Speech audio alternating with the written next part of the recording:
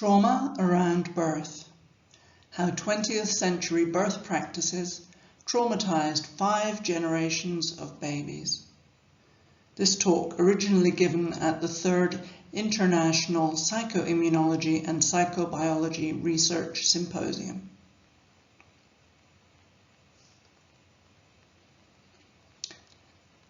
My fascination with birth trauma started when I was about 5 years old, when my mother told me that she had had 2 babies before me who died at birth, and that I was actually born 7 weeks early and also nearly died. She told me I was kept in an incubator for 4 weeks and that she didn't see me at all until I was 2 weeks old. She couldn't have possibly known what a gift knowing all this information would be later in my life. I did think it was rather strange that even though I wasn't particularly interested in pregnancy or birth, that I wrote 2 books on the subject.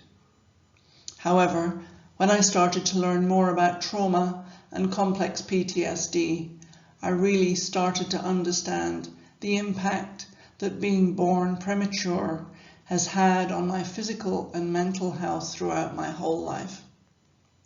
And after studying with a psychotherapist called Dr. Niravi Payne in 2006, I started to include questions about birth and childhood experiences in my intake with my trauma clients.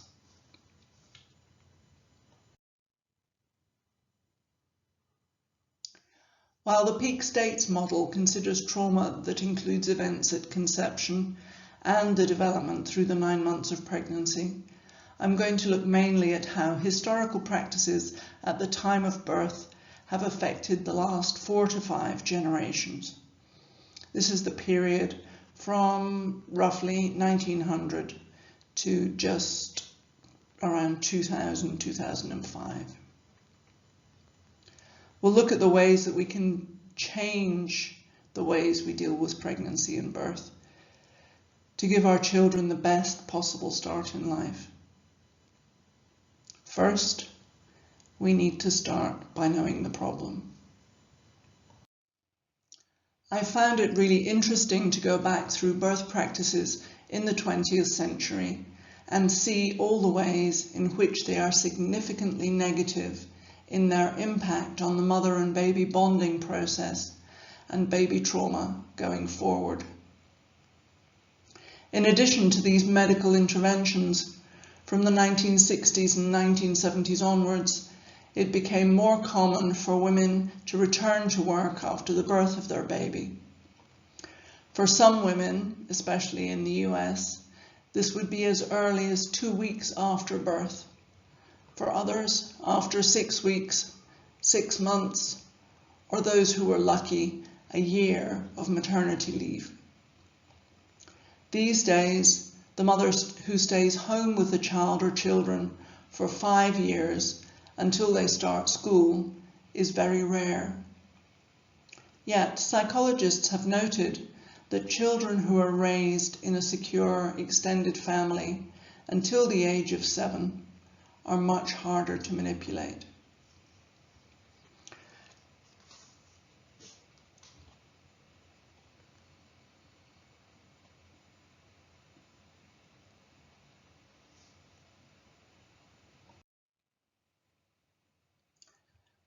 So let's look at the common birth issues that may lead to long-term trauma.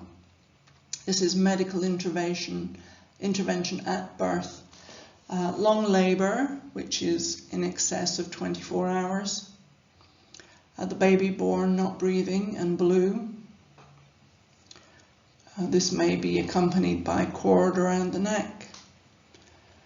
Forceps and ventouse is when mechanical means are used to pull the baby out from the mother because the baby's got stuck.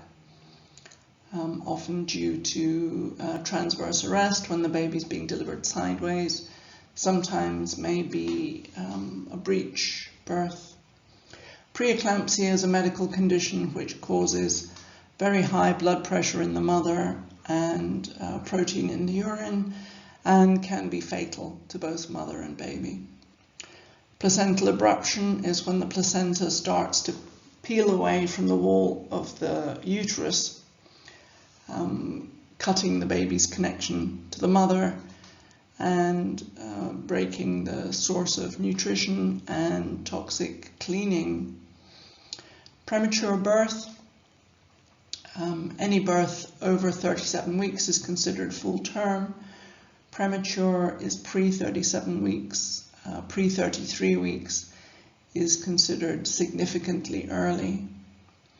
And in any premature birth, it's the low birth weight that is a concern. So any babies born under 5 pounds are considered at risk and are usually put in an incubator. But the key trauma around the birth period is separation from the mother. And historic birth practices mean this separation has been commonplace for the last 100 years. So there's all different types of trauma in the grandmothers, in the mother, during pregnancy, at birth, and after birth. So the egg that made you was formed in your mother when she was a 4-month-old fetus inside your grandmother. So that egg is as old as your mother is when you're created. And that egg was exposed to the stress experiences from your grandmother's pregnancy and during your mother's whole life. It's common to talk about ACEs, adverse childhood experiences, and slightly less common to talk about ABEs, the adverse birth experiences. But I think that you need to look at both of these to get an accurate picture of the impact of trauma on a particular individual. Some children endure terrible events in childhood, yet seem to deal with them. And it seems that strong, supportive relationships are really important in helping children to be resilient. Some children have a very low ACEs score. They haven't had many adverse childhood experiences, yet they struggle with trauma their whole life. That's because they had adverse birth experiences.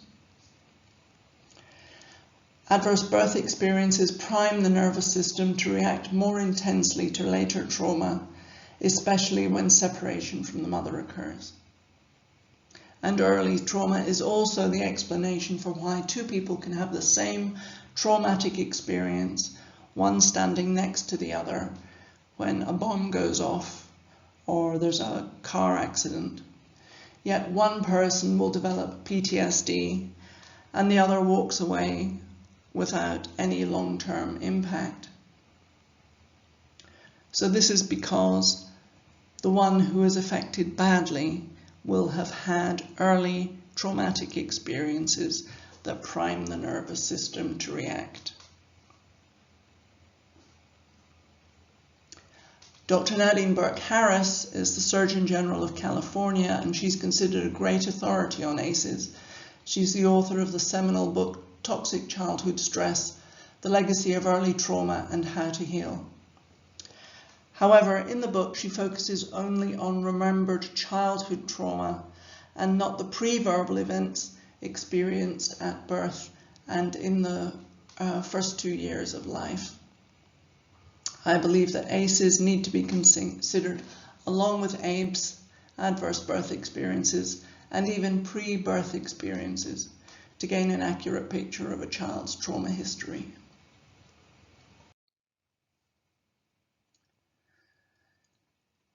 At the symposium last year, Dr. McFetridge and I spoke briefly about birth trauma and how it impacts our capacity to have better than normal states of consciousness.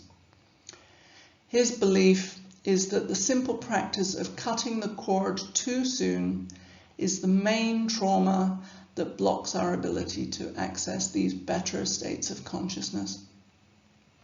The medical guidelines as late as 2007 from NICE, the National Institute for Health and Clinical Excellence in the UK, recommend early cord cutting. even though the evidence has been very clear for 200 years that early cutting can be detrimental to the health of the newborn, leading to an increased risk of anemia and jaundice, and in the premature infant an increased risk of intraventricular hemorrhage and respiratory complications. In babies where the cord is only cut after it stops pulsing, they have a higher respiratory rate and a lower relative risk of developing infant respiratory diseases. If the babies are premature, they are less likely to require resuscitation and respiratory support, and may also have less incidence of respiratory distress and sepsis. If the cord is not cut, there is also less risk of jaundice.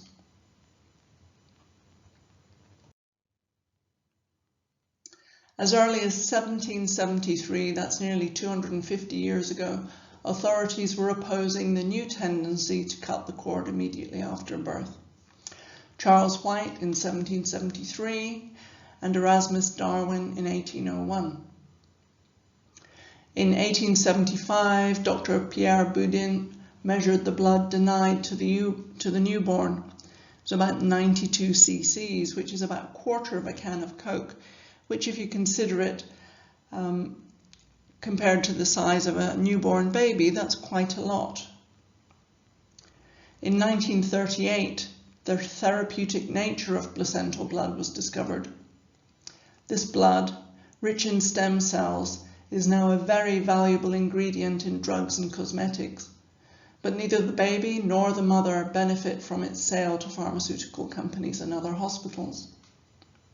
Fortunately, current medical training suggests that doctors are finally being taught to delay cutting the birth cord until it has stopped pulsing, thus delivering all this blood to the newborn. I spoke to a junior doctor friend recently who described an unexpected birth he had attended the previous week in A&E. When I asked how long he had waited to cut the cord, expecting to be told that he'd cut it straight away, he said he waited 2 hours and was quite clear that this was how he'd been taught at medical school. So it's good to know that these days, decades after obstetricians first suggested there were strong clinical reasons with significant benefit to the baby for delaying cord cutting, that this has finally made it to the front line of birth care in some British hospitals.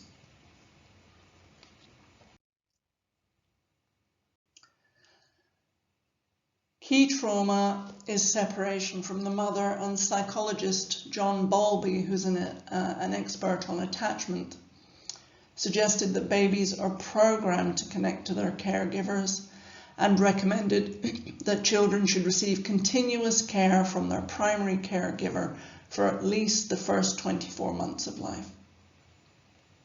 It's sadly common that children who have breaks in the relationship with their mother at birth, so some separation for days or weeks at birth, or also in the first 2 years of life, this may cause a difficult relationship between them through the rest of their life.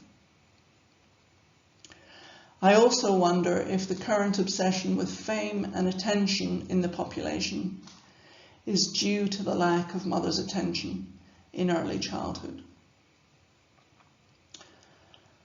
Studies by John Bowlby in 1973 showed that a separation of only 1 week between mother and child in the first 2 years had a measurable impact on the child's negativity and aggression, and significantly affects the relationship between the mother and the child.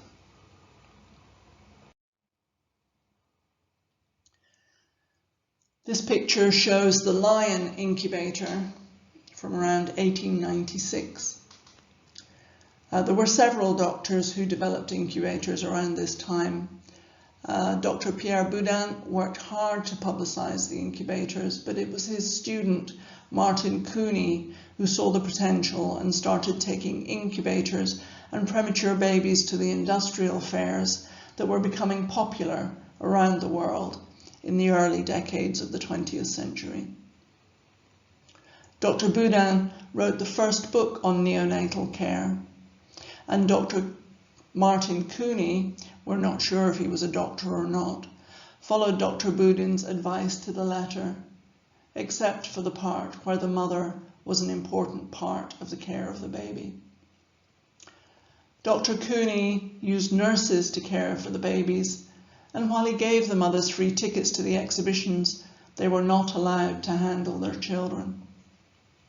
Disturbingly, he often found it difficult to return to the babies to their mothers once they gained enough weight to be removed from the incubators. Mother and baby bonding goes both ways, and all too often the unwanted babies were returned to the hospital emergency room with broken limbs or otherwise damaged by their caretakers. However, his unorthodox practices saved the lives of more than 6,500 babies. And even in these early days, he had an 85% success rate. After this public exposure, incubators started to catch on in hospitals, and the medical staff adopted Martin Cooney's nurse-centered care, continuing to isolate the baby from the mother. And this method of care continued in hospitals through the 20th century until at least the 1970s and 1980s. This is a picture of a hospital nursery from around the 1960s.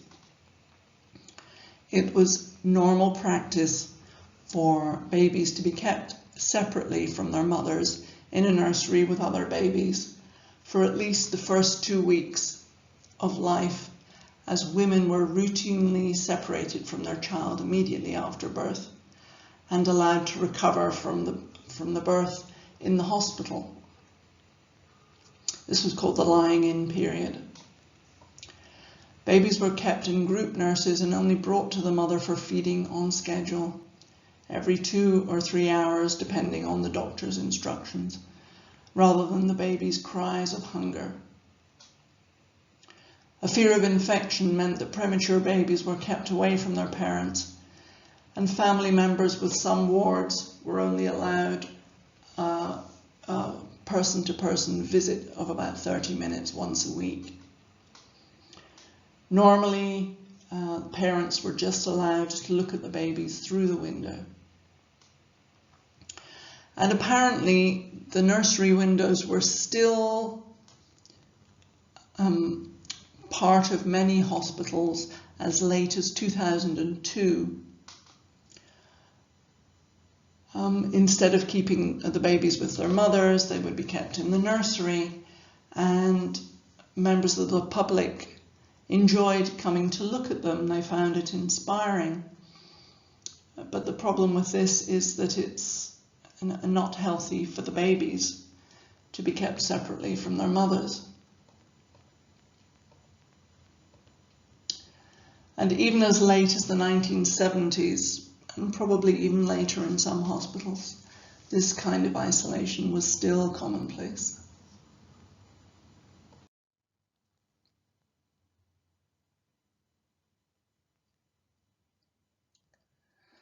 So it was normal for women to stay in hospital or in nursing homes for 2 weeks or longer after the birth to allow them to recover. Babies were separated from their mother and kept in nurseries with other babies. Mothers saw their baby just 3 hours a day, or every 3 hours on a schedule for as long as it took them to feed, so a very short amount of time compared to 24 care.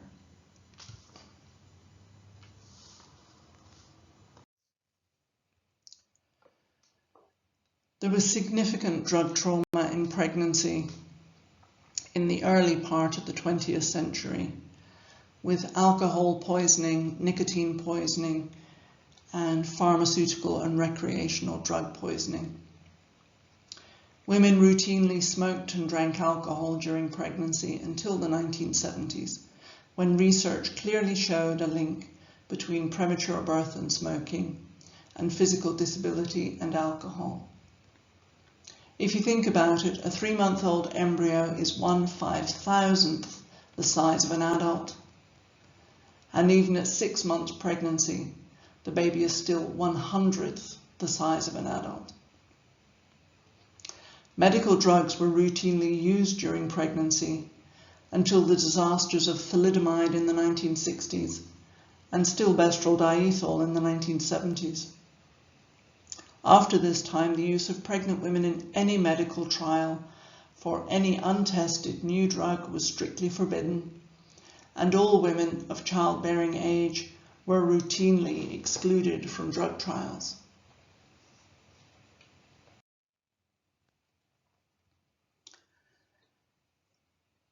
In 1978, the world was amazed by the announcement of in vitro fertilization and the birth of Louise Brown, the first test tube baby. However, reproductive medicine had been working to help couples conceive since the 1950s, when sperm freezing became common, which allowed artificial insemination to develop as a practice to help childless couples.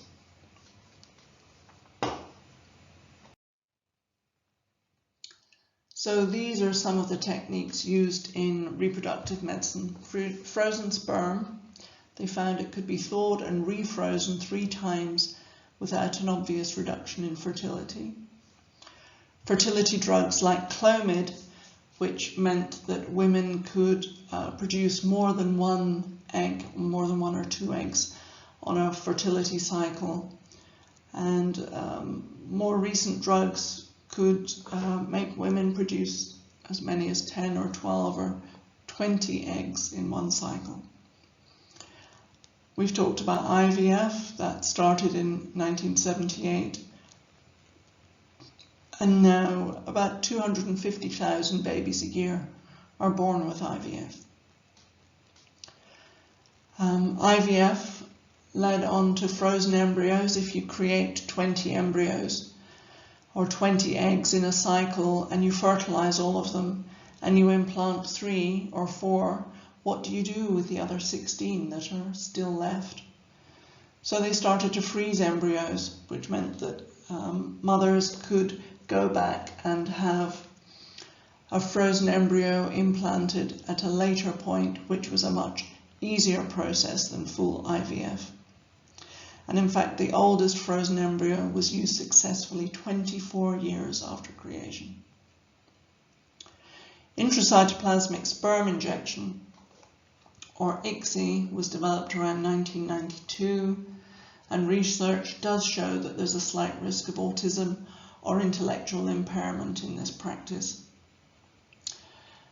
This process involves a doctor selecting a healthy sperm and injecting it directly into the egg. However, a 2020 study by the University of Stockholm and the University of Manchester shows that in the same way that female humans tend to choose the male partners that they want to be the fathers of their children, female eggs also choose the sperm that they want to use. So it's almost like ICSI is a form of rape. And certainly it's physically traumatic to the egg because a needle is stuck into the egg. Pre-implantation genetic diagnosis, PGD, was developed around 1990, and 1 cell is extracted from the developing blastocyst, usually around about the division when there are between 50 and 200 cells. But in the earliest part of the process, when it had just been started, they would take 1 cell out of a morula or blastocyst of as little as 8 cells. There is definitely a higher risk of genetic malformation in IVF and ICSI babies, and a 6 times risk of genitourinary defects.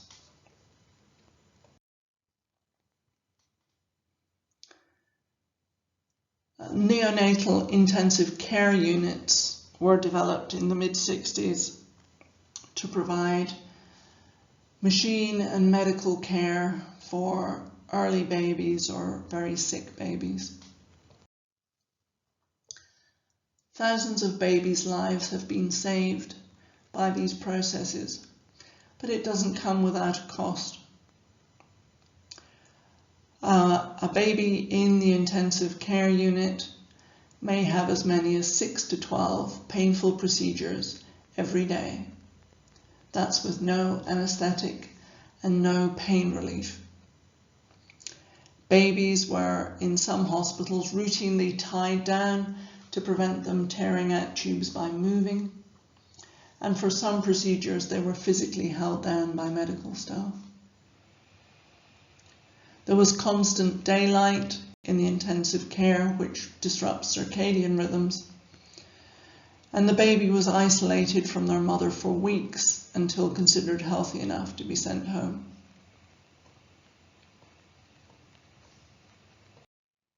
So how do we do things better? Improved birth practices mean less trauma in our children. So things are definitely improving. Kangaroo care or skin-to-skin care was developed in Bogota in the 1970s in South America. At that time, premature babies were dying at a rate of 70% due to infection, respiratory problems, and simply a lack of attention. I remember a picture in one of my sister's medical textbooks showing rhesus monkey babies clinging to a wire model in the shape of a monkey. Researchers noted that the babies preferred to cling to a wire model that was covered in fur fabric. They found that skin-to-skin contact with the mother didn't, in fact, raise levels of infection. It actually raised levels of survival.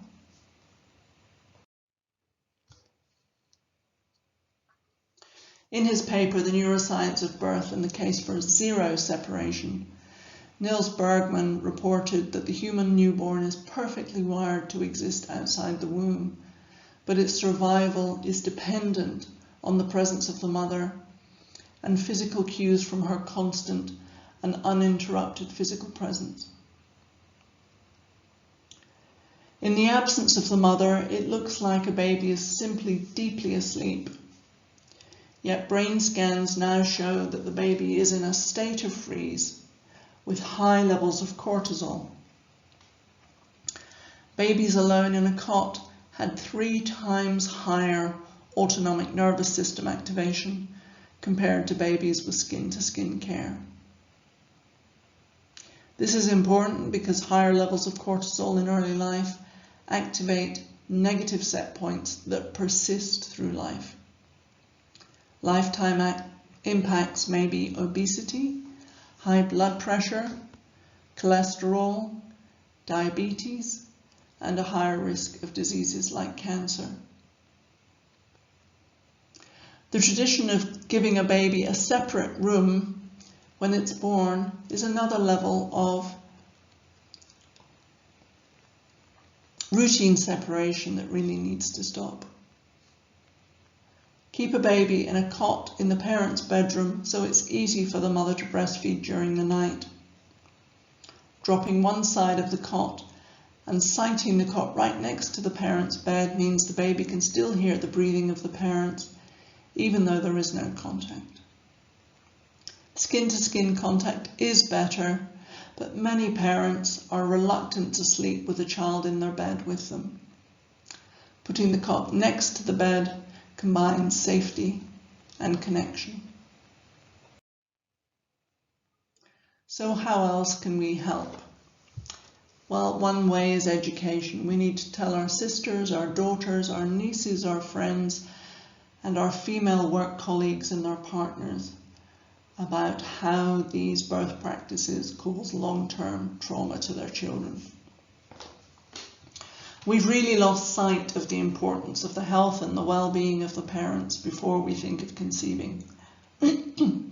Not long ago, the practice of getting engaged was purely so there was a period between the engagement and the wedding, which allowed the families of the bride and the families of the groom to make sure that the young people were well fed, so that they would be making healthy eggs and healthy sperm to make a healthy baby on the wedding night. Nutrient-dense foods like liver and offal, fish eggs, cod liver, berries and chicken eggs were all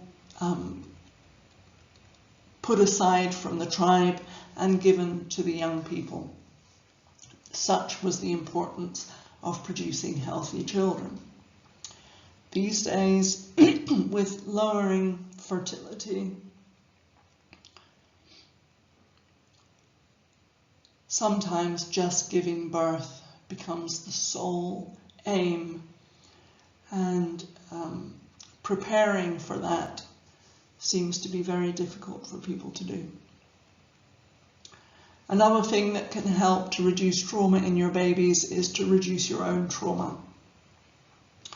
Using practices like emotional freedom technique and EMDR to deal with your own trauma, especially around your own birth experience, is really helpful, and try to live a trauma-free life during your pregnancy.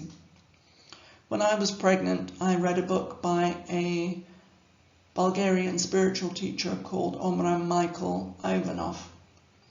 And he said that a pregnant woman should spend her pregnancy in a garden, surrounded by beautiful things and kept away from stress.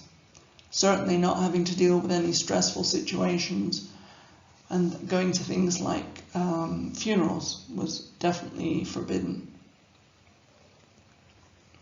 Compare that with the life that most pregnant women have these days, when they're continuing at work until the 35 or 36 weeks. Some women staying at work until the day before they give birth. Some higher states of consciousness are inherited. So by resolving your own trauma, you're more likely to achieve these kind of beneficial states, which are a great gift to any child.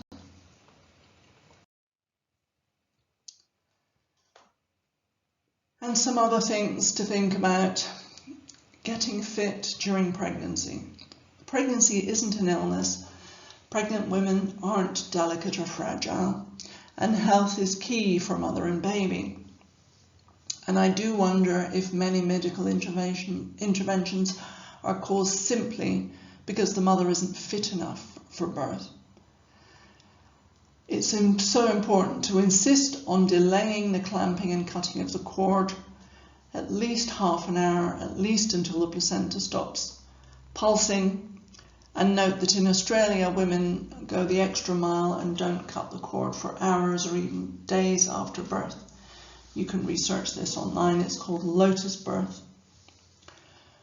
Another important thing, ideally no separation of mother and baby for at least 3 to 6 months, and ideally skin-to-skin connection with a parent or caregiver all the time. And when it comes to childcare with mother in the family home is the best option. Childcare with another family member at home is second best, continuing until the age of 5. And external nursery care, which is the most common option for most families, is unfortunately the poorest option for the benefit of the baby. Thank you for your attention.